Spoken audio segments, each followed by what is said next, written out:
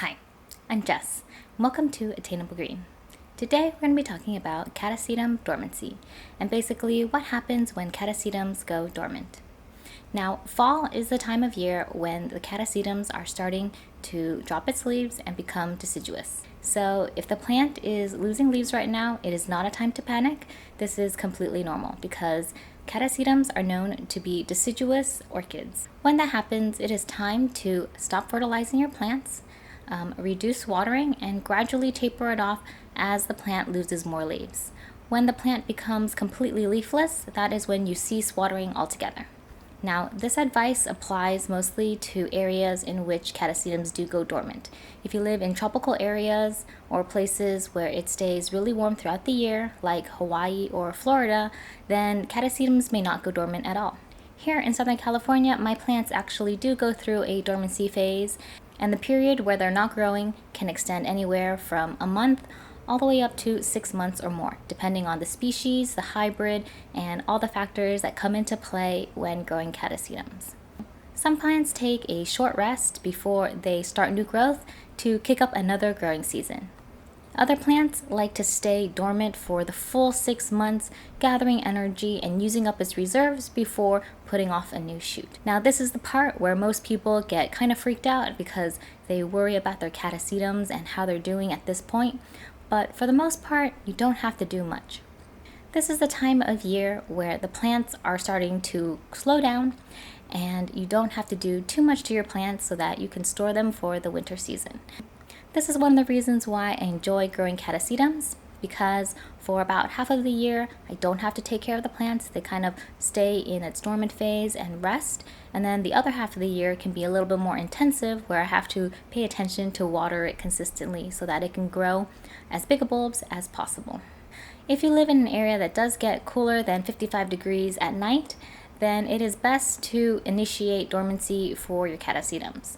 Most of the time, the plants themselves will understand the signals of less daylight, less sunlight, shorter daylight hours, and start losing their leaves. However, there are some plants that are a little bit stubborn and need a little bit of help to move it along. There are several ways to initiate dormancy in catasetums. One is to reduce watering. Another way is to give it cooler temperatures, and the third is a little bit less light. As you reduce these things, it's signaling to the plant that the seasons are changing, and hopefully that will start dropping its leaves. If the plant is still really stubborn and doesn't want to go into dormancy, it is up to you, but you can cut off all the leaves so that you can store them for the winter time. I've personally done both. I've let my stubborn plants try to grow throughout the winter time if they feel like they need to. And on the other hand, I have also cut off the leaves of certain plants because they got attacked by spider mites. It's just better to initiate dormancy for them earlier in advance. There's no special rule on how to treat catasetums during dormancy, and it really is up to you and your environment and lifestyle on how you want to take care of these plants as the cooler season hits. If you're going to store these plants away for the wintertime, just put it in a cool, dry place. You can store them in a way that's similar to tulip bulbs or other tubers during this season, and they usually keep really well.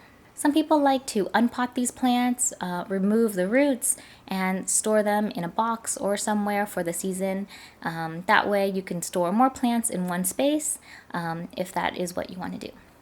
Other people just like to put all the plants somewhere cool and dry and let them sit out the season and wait. Just make sure you don't lose the tags. You can tape it to the bulbs or something so they don't get lost. During the dormancy period, it is normal for the bulbs to shrivel a little bit. However, if it gets really desiccated, it's probably time for you to give it a little bit of water so it can rehydrate itself. You want to make sure that the bulbs stay fairly firm during the winter season and not rotting.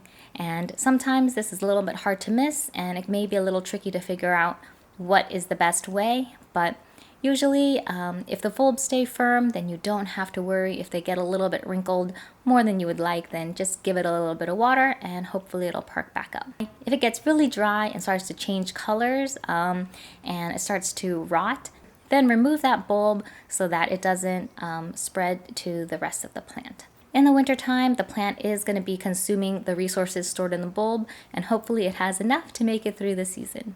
Usually it's not a problem, but sometimes weaker plants may have issues. Seedlings of this plant tend to be a little bit more sensitive, and the dormancy period might be a little bit shorter as well. When it comes to flowers for catasetums, they can happen anytime, from immature growths all the way to fully leafless bulbs, depending on the species or hybrid that you have.